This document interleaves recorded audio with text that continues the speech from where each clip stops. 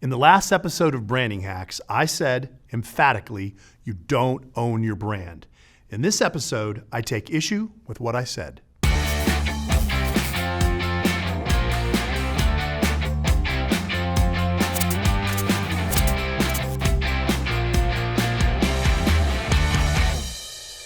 In the last episode of Branding Hacks, in which I offered what I called the leanest and most helpful definition of a brand, here's what I also said.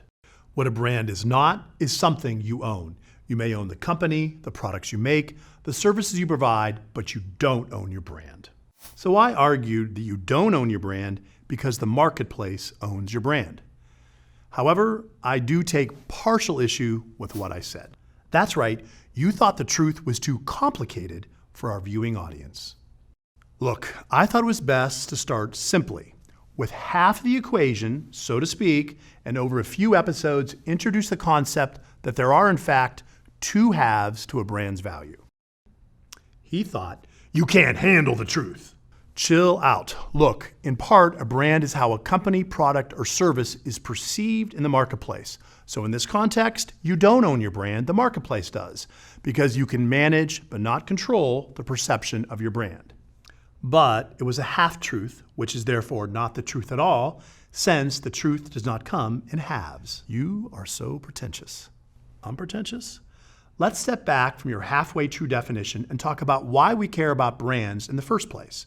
A brand's economic value to its owner is derived from two interdependent sources: its value as a consistent driver of sales and its value as an enduring financial asset. I mean, you're the one who says that. True, a brand's economic value to its owners is derived from two interdependent sources: its value as a driver of sales and its value as a financial asset. So business owners and marketing professionals have to overcome a perplexing mental hurdle if they want to grow both sources of a brand's economic value. It's what I call the brand paradox. Whatever. It means you have to be okay with the fact that you don't own your brand while also understanding that, of course, you do own your brand. Yeah, that's true. You approach improving your brand's performance as a driver of sales from the perspective that your job is to influence that marketplace perception. But you approach managing the value of your brand as an economic asset from the perspective it's as real and valuable to you as real estate, inventory, cash, or anything else you own that is on your business balance sheet. Okay, so now give our viewers the truth, the whole truth, and nothing but the truth definition of a brand. A brand is the perception of a company, product, or service in the marketplace and the value it creates for its owners. Say it like you mean it. A brand is the perception of a company, product, or service in the marketplace and the value it creates for its owners.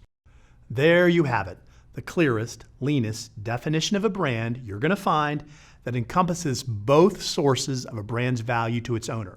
And in the next episode, Jeff is going to give you a definition of brand as a verb, as in to brand something, as in a definition of branding.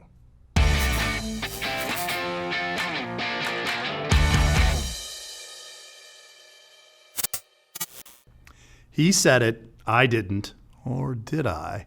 But yes, in the next episode of Branding Hacks, we compare my definition of a brand versus others, and we define branding.